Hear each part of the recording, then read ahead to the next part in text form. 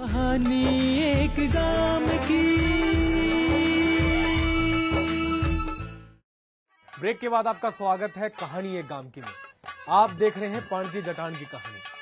अभी हम जहां खड़े हैं ये है हरियाणा के मशहूर सांगी पंडित मांगेराम जी का घर। तो आइए चलते हैं घर के अंदर और मिलते हैं इनके परिवार के सदस्यों से। आइए।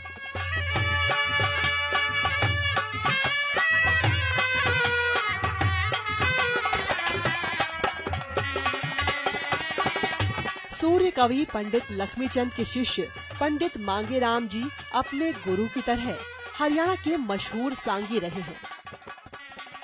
संगीत का शौक उन्हें बचपन से ही था।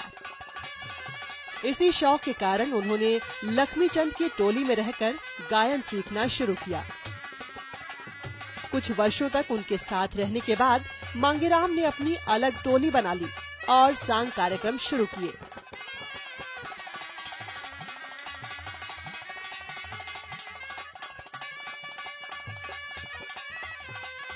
और ये वो कमरा है जहां वो बैठ के रियाज करते थे, जहां उनकी ढोलक, नगाड़ा, सारंगी और बीच में वो खड़े होते थे। तो क्या माहौल होता होगा।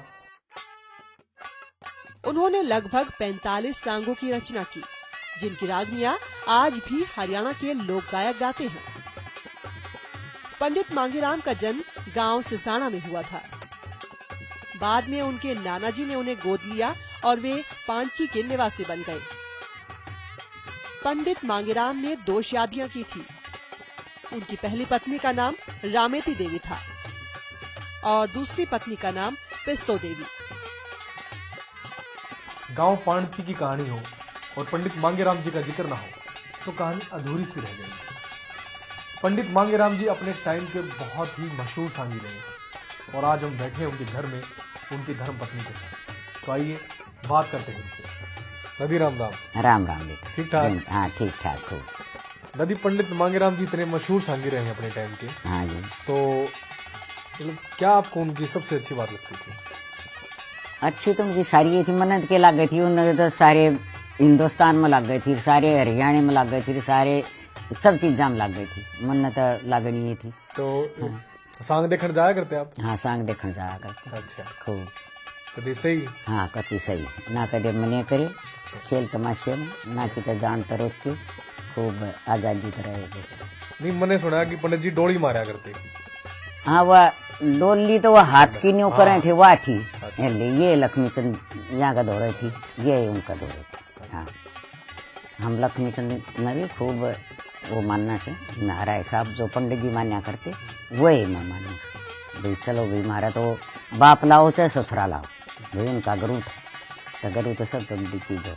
उनके जो प्राण निकले थे तो वो। हाँ बेटा अम्मा गंगा जी नहीं जा रही थी जब। अच्छा। वो गंगा जी जा रहे थे पंडित जी, और एक लड़की जा रही थी मेरे ना की, और एक लड़का जा रहा था ओम प्रकाश, ये जा रहे थे। वैसे हमने तीसरे टाइम से मैं बेरा लग गया था। ये जो चंद्रमा लेकर सारा गौरव देश है जब न्यू लग गया था कि पंडित मांगेराम न्यू होगी। फिर कहने लग गए बोले ये तो के ना से भालोठिया मांगे हुए ससाने तो आगे सारे दुनिया साबित गांव की जुड़ गए।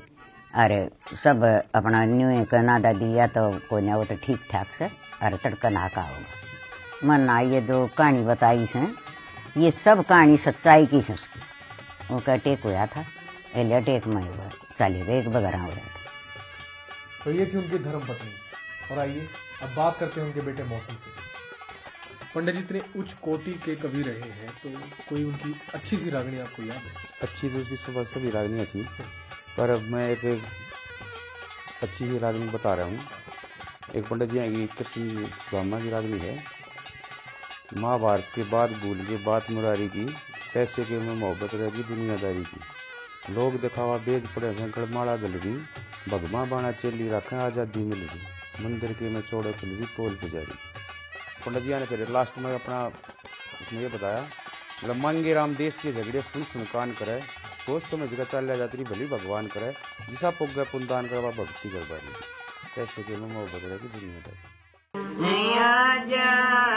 नंद के दुलारे हो तो है अकेली मीरा, गंगा जमुना त्रिवेणी में मड़मड़क नहाए हो हरिद्वार और जगन्नाथ पिया मुंदे पड़ पड़ नाए हो मंगे राम तेरे दर्शन के गे साए हो तो वह अकेली मीरा।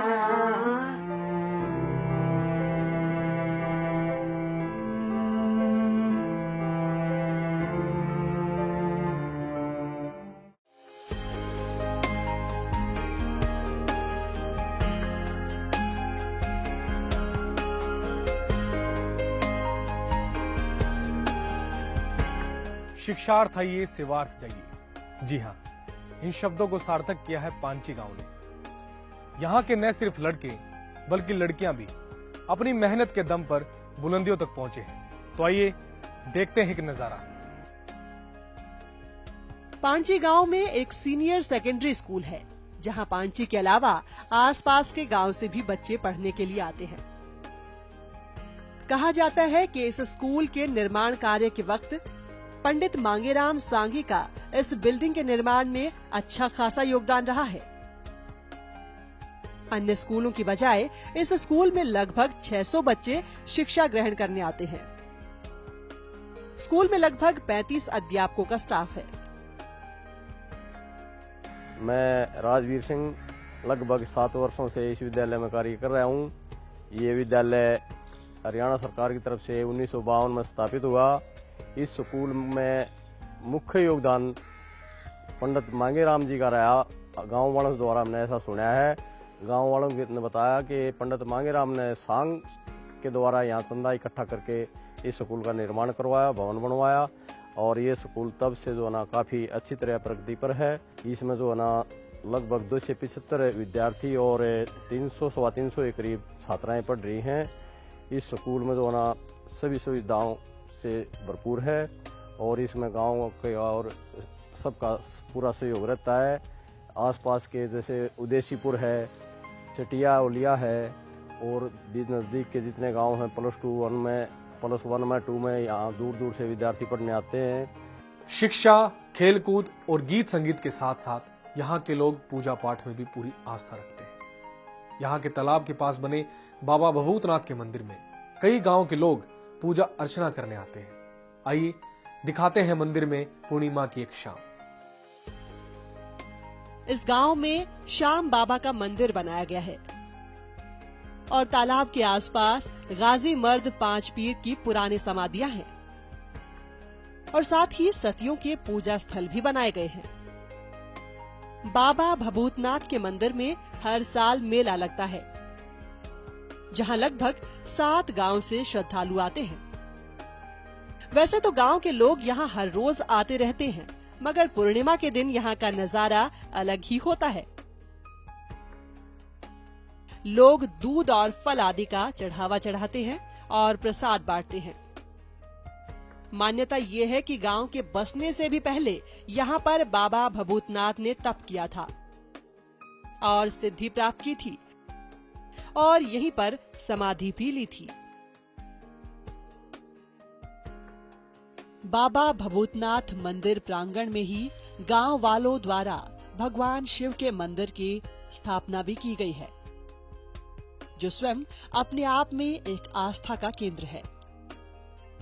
ये हमारे भभूतनाथ जी का मंदिर है और ये हमारा मंदिर 600 साल पुराना मंदिर है और यहाँ पे हर साल हमारे गांव की पूरे गांव की श्रद्धा यहाँ पे हमारा पूरा गांव यहाँ पे हर प्रवासी के दिन यहाँ पे जोत वगैरह लगाने आता है और हमारे यहाँ पे हर साल नवमी को हमारे यहाँ पे बहुत बड़ा भंडारा बढ़ता है, जिसमें पूरे 7 गाँव के लोग आते हैं और यह भंडारा पूरे प्रसाद से पूरी श्रद्धा से किया जाता है और हमारे गाँव के लोग हर पूर्णमासी के दिन यहाँ पे बहुत जोर शोर से मेला लगता है और हमारे भभूतनाथ जी हमारी सभी गाँव वासियों की सभी की दुआएं पूरी करते हैं।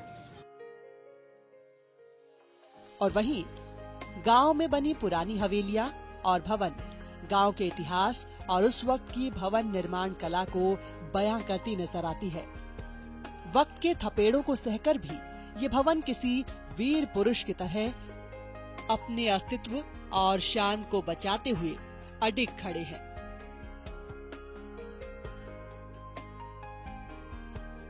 गांव में हमारी मुलाकात हुई गांव के सबसे बुजुर्ग आदमी भीम सिंह जी से, जिनकी उम्र 100 साल से ज्यादा है। आज भी गांव में होने वाले हर शादी ब्याह में सबसे पहला मान सम्मान इन्हीं का किया जाता है। कई जातियों का संगम लिए ये गांव आपसी मेलजोल और भाईचारे की अनोखी मिसाल पेश करता है। कहीं टोलियों में बैठे बुजुर्गों के ताश के खेल, हुक्के की घूंट और आपस की हंसी ठिठोली, कहीं युवाओं की टोली गांव की शांति प्रियता और गांव के रहन सहन की असली पहचान दिखाते हैं। एक गांव अपने आप में बहुत सारी विभिन्नताएं लिए होता है। ऐसा ही नजारा मिलता है पांची जटान गांव में, जहां में नए जमाने के घर, कोठियां दिखाई दी, तो वहीं कुछ पुरानी हवेलियां भी गांव के इतिहास को संजोती दिखी। तो दोस्तों, याद थी कहानी पांची जटान की। ये वक्त हो गया है आप तक विदा लेने का।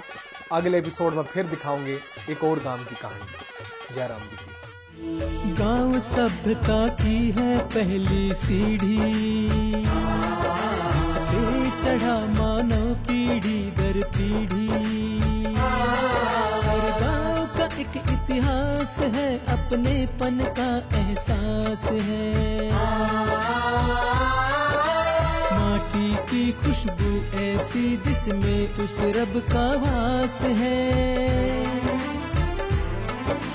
गाम धाम है जुड़ी है जिससे प्रीत नाम की कहानी, एक गाम की कहानी, एक गाम की।